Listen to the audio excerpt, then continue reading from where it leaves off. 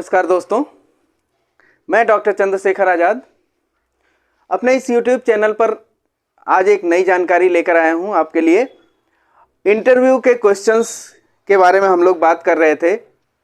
हमने पार्ट 1 जो है पहले से अपलोड किया हुआ है। आज हमारा पार्ट 2 है इंटरव्यू का।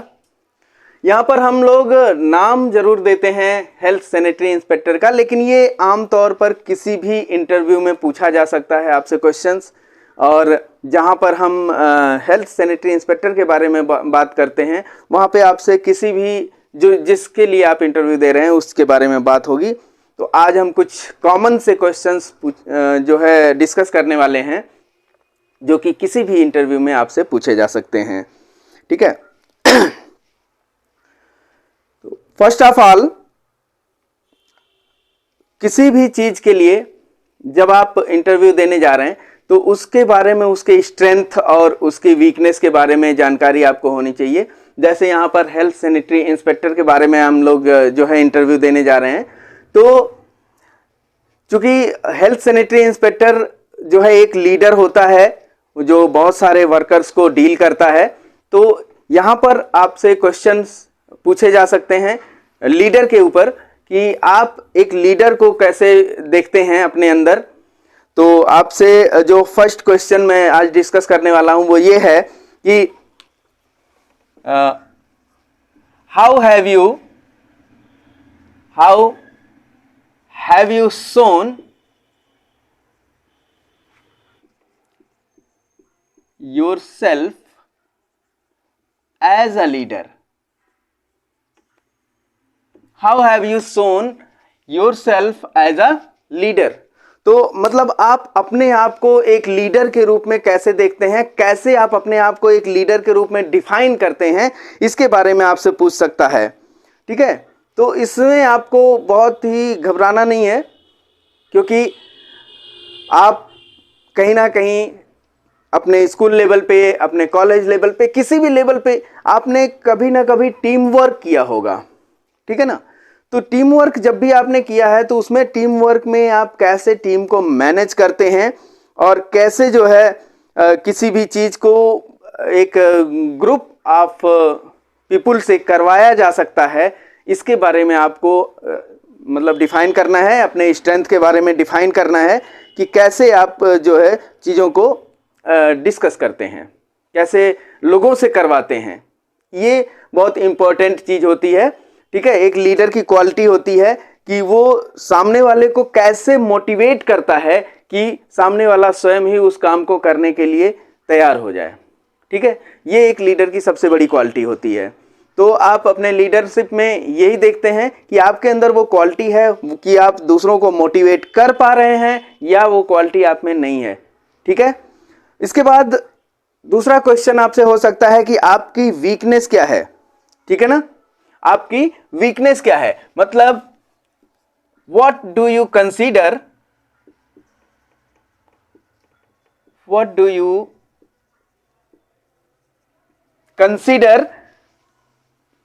your weakness।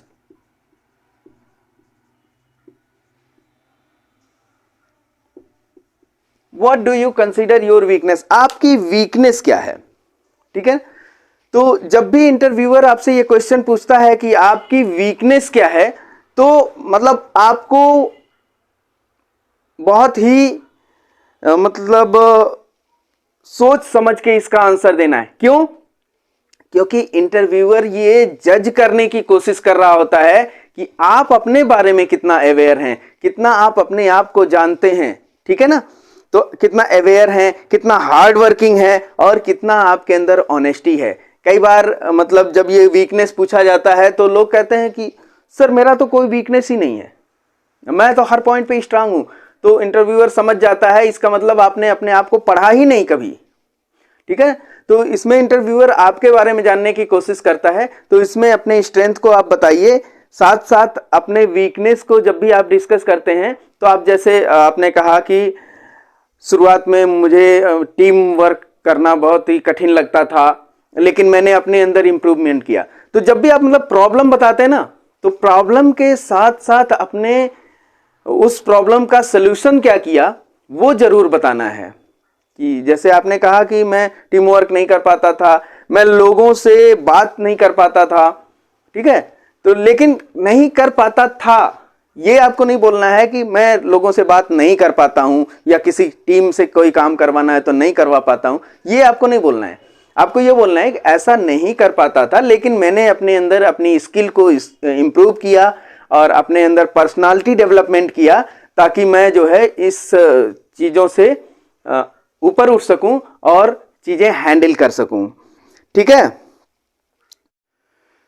इसके बाद इंटरव्यूअर आपसे क्वेश्चन पूछता है कि आप जब किसी चीज़ को सुपरवाइज कर रहे हैं, लोगों को सुपरवाइज कर रहे हैं, तो उसमें आपको मोस्ट डिफ़िकल्ट चीज़ क्या लगती है, या कभी आपने बहुत डिफ़िकल्टी फील किया हो और तो वो आपको बताना होता है। तो इसमें जैसे डिफ़िकल्टी, तो इंटरव्यूअर कहता है कि what kind of difficulty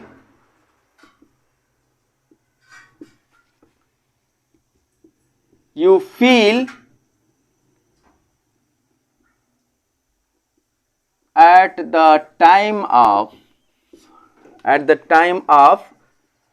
supervision। ठीक है ना।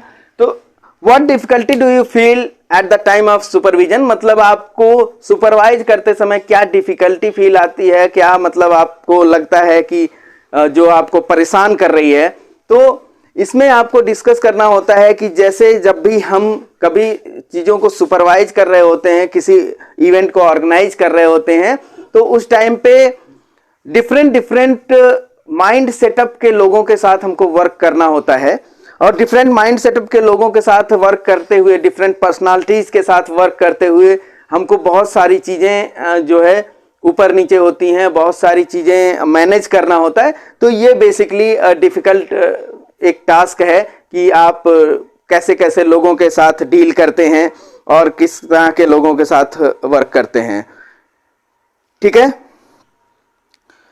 फिर एक क्वेश्चन है कि when was you last time upset at your work and what did you do, मतलब आप लास्ट टाइम किस टाइम पे परेशान हुए, या कौन सी बात आपको परेशान की और उसके लिए फिर आपने क्या किया। ठीक है। तो ऐसे बहुत सारे मूवमेंट आते हैं, बहुत सारी चीज़ें होती हैं। जब कभी भी आप टीम वर्क के साथ वर्क करते हैं तो इसमें बहुत सारी चीज़ें होती हैं कि आप कभी कभी इमोशनल हो जाते हैं, कभी कभी आपके इमोशन को ठेस पहुंच जाती है, तो उस कंडीशन में आप बहुत हर्ट होते हैं। लेकिन फिर भी आपको उस प्रॉब्लम को डिस्कस नहीं करना है इंटरव्यूअर के सामने, आपको उस प्रॉब्लम को डील नहीं करना है कि ऐसे हम बहुत इमोशनल हो जाते हैं और बहुत जल्दी परेशान हो जाते हैं, ये सारी चीज़ें नहीं बोलनी है। आपको ये बोलना है कि आप उस प्रॉब्लम को कैसे रिजॉल्व करते हो, उसके सोल्यूशन पे आपको जाना है कि इसका सोल्यूशन क्या हो सकता है, कैसे इसको रिजॉल्व कर सकते हैं हम, तो उस पे हम जाते हैं। ठीक है। तो ये आपका हो गया जो है चौथा पॉइंट की अपसेट हुए आप कि नहीं हुए। उसके बाद आपका पॉइंट आता है कि जैसे इंटरव्यूअर क्वेश्चन पूछता है कि आजकल टेक्नोलॉजी का बहुत ही बूम है, टेक्नोलॉजी हर जगह छाई हुई है, हर जगह चीज़ें कंप्यूटर से वर्क हो रही हैं। तो इस कंडीशन में आपसे पूछता है कि आप जिस भी चीज़ का इंटरव्यू देने आए हैं, जैसे यहाँ पर हम HSI की बात कर रहे हैं, हेल्थ सैनिटरी इंस्पेक्टर की बात कर रहे हैं, तो आप किसी और भी इंटरव्यू में अगर बैठे होते हैं तो जो इंटरव्यूअर होता है वो ये पूछता है कि आपको क्या लगता है कि टेक्नोलॉजी हमारे कार्यों में कैसे सहायक हो सकती है, या टेक्नोलॉजी का क्या रोल होता है हमारे काम में। ठीक है ना। तो रोल ऑफ टेक्नोलॉजी आपसे पूछी जा सकती है, रोल ऑफ टेक्नोलॉजी आपसे पूछी जा सकती है। तो इसमें आपको ये डिस्कस करना होता है कि टेक्नोलॉजी जो है वो बहुत ही अच्छा रोल प्ले करता है। कभी भी टेक्नोलॉजी को आपको नेगेटिव में नहीं ले जाना है, तो आपको ये बताना है कि टेक्नोलॉजी हमारे काम में बहुत ही अच्छा रोल प्ले करती है। क्यों? क्योंकि हमारे पर्सनालिटी का डेवलपमेंट करती है, हमारे जो टारगेट्स होते हैं वो टेक्नोलॉजी के मीडियम से, टेक्नोलॉजी के माध्यम से हमको बहुत ही जल्दी अचीव करने में जो है आसानी होती है। और कोई भी हमारी जो प्रोडक्टिविटी है उस प्रोडक्टिविटी को टेक्नोलॉजी बहुत ही तेजी से बढ़ा देता है।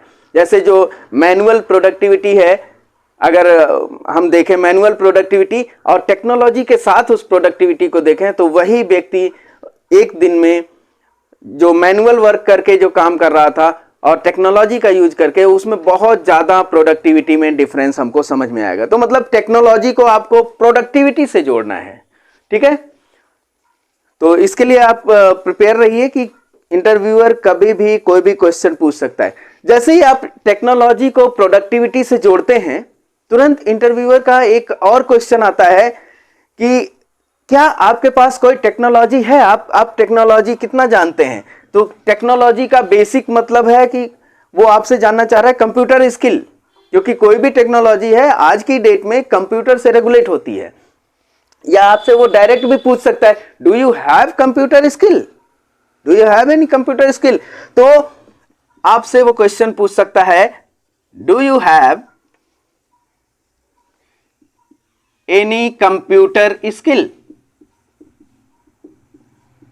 तो इसमें क्या है कि कभी कभी आपके पास हो सकता है कि कंप्यूटर के सर्टिफिकेट्स हो, ठीक है, या कभी कभी हो सकता है आपके पास कंप्यूटर का सर्टिफिकेट ना हो, आपने कंप्यूटर का कोई कोर्स नहीं कर रखा है, लेकिन फिर भी आपको कंप्यूटर चलाना आता है, आपको कंप्यूटर के बारे में काफी कुछ नॉलेज है।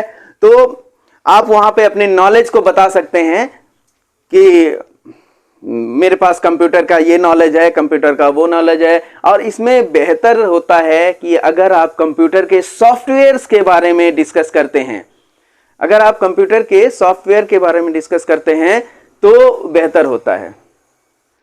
इसके बाद आपसे वो क्वेश्चन पूछता है इंटरव्यूअर कि what rewarding work you have ever done. What rewarding work मतलब what rewarding work you have ever done, आपने कभी किया हो। और उसके साथ पूछता है why you think it is rewarding work. तो रिवार्डिंग वर्क का मतलब होता है तारीफ के काबिल, ठीक है ना।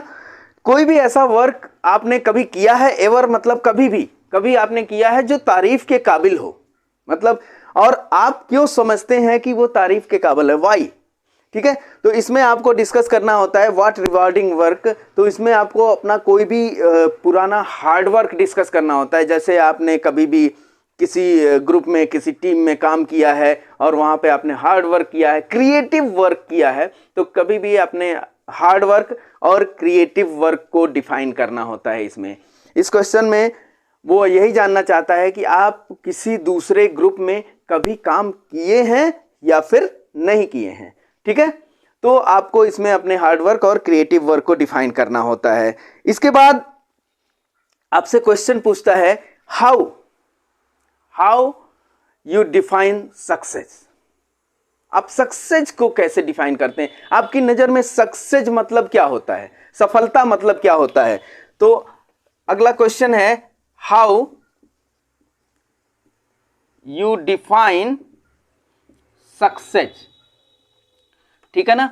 सक्सेस को आप कैसे डिफाइन करते हो। तो हमेशा एक चीज याद रखना, सक्सेस में, इसका आंसर मैं बता रहा हूं, सक्सेस में कभी भी आपको पैसे की बात नहीं करनी, ठीक है ना।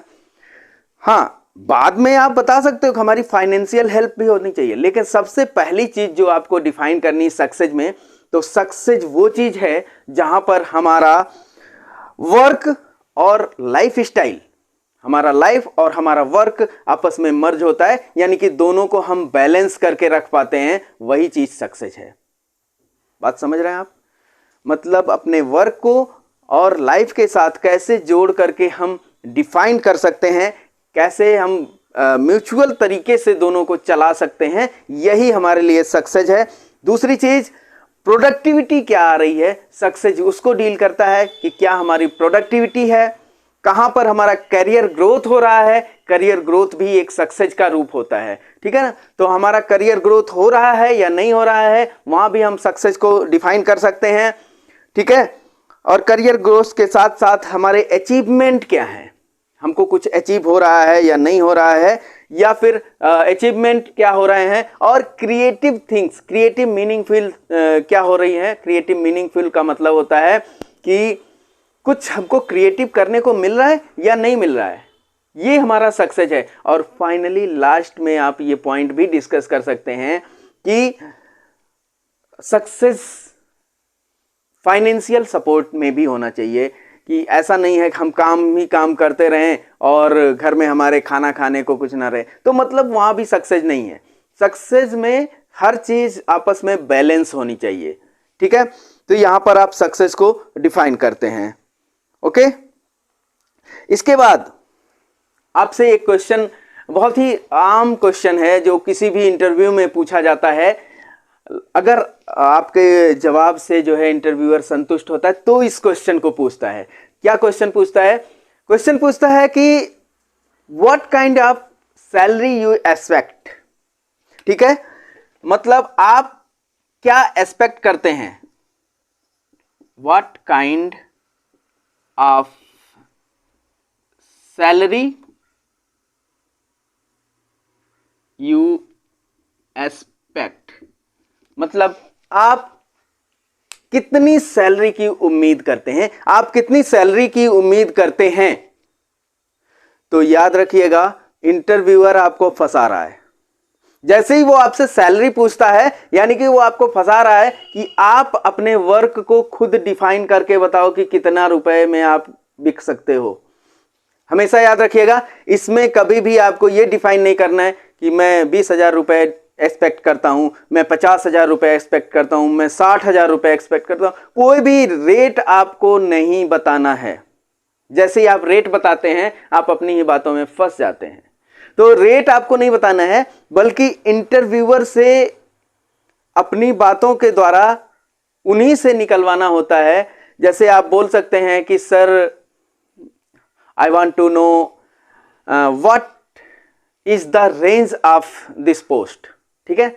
मतलब इस पोस्ट के लिए क्या रेंज हो सकता है, 10,000 से लेकर 50,000 या 50,000 से लेकर के 80,000, मतलब कोई एक रेंज जो इंटरव्यूअर डिफाइन करे कि सर मैं ये जानना चाहता हूं कि इस पोस्ट में क्या रेंज हो सकती है ना। हो सकती है आप लगाएंगे कि क्या रेंज हो सकती है, ये आपको मतलब इंटरव्यूअर के सामने बोलना है।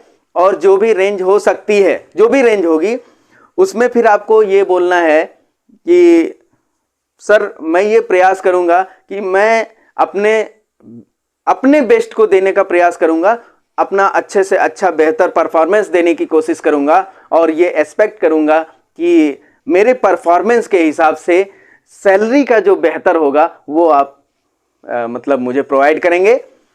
तो मैं अपना प्रयास ये करूंगा कि मैं आपके कसौटी पे खरा उतरूं, ठीक है। बाकी आप पे डिपेंड करता है। मैं ये चाहूंगा कि आपका जो रेंज है, उस रेंज की सबसे हाईएस्ट सैलरी मुझे मिले, ठीक है। उसके लिए मैं अपने हार्डवर्क को देने के लिए तैयार हूं। तो आपको बहुत ही शालीनता से इसका जवाब देना है, ठीक है। जब आप सैलरी की बात कर लेते हैं, उसके बाद इंटरव्यूअर एक और क्वेश्चन आपसे पूछता है, और वो कहता है कि how long do you want to work with us या विथ दिस कंपनी, ठीक है। मतलब हाउ लॉन्ग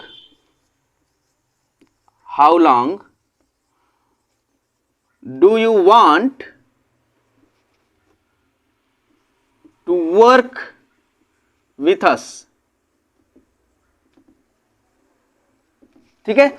मतलब आप कितने समय तक हमारे साथ काम कर सकते हो, ये इंटरव्यूअर का क्वेश्चन है कि आप कितने समय तक हमारे साथ काम कर सकते हो। तो इसमें भी आपको बहुत ही ध्यान देने वाली चीज है कि कभी ये नहीं बताना है कि हम 2 महीने काम करेंगे, हम 4 महीने काम करेंगे, हम 1 साल, हम 2 साल, 3 साल, 4 साल काम करेंगे। ये कभी भी डिफाइन नहीं करना है। कभी भी हमेशा याद रखिए कि कभी ये डिफाइन नहीं करना है हम कितने समय तक काम करेंगे, बल्कि इस क्वेश्चन को पूछ तो वो यही रहा है, इंटरव्यूअर तो यही पूछ रहा है कि आप कितने समय तक काम करेंगे, लेकिन आपको इस क्वेश्चन को दूसरे वे में आंसर देना है और उसका वे ऐसा होना चाहिए जो कि वेल डिफाइंड हो। आपको इंटरव्यूअर को यह बोलना है कि सर मैं अपना बेहतर करने की कोशिश करूंगा, मैं अपना बेहतर परफॉर्मेंस देने की कोशिश करूंगा और मैं इस कंपनी के साथ या आपके साथ तब तक वर्क करना चाहूंगा जब तक मेरा वर्क आपको पसंद आएगा। आप बात समझ रहे हैं? मेरा वर्क आपको पसंद आएगा, यानी कि मैं अपनी मर्जी से छोड़ के नहीं भागूंगा। जब तक आपको मेरा वर्क पसंद आएगा, हम दोनों के बीच म्यूचुअल अंडरस्टैंडिंग बनी रहेगी, तब तक हम इस कंपनी के साथ वर्क करना चाहते हैं और करते रहेंगे। ठीक है?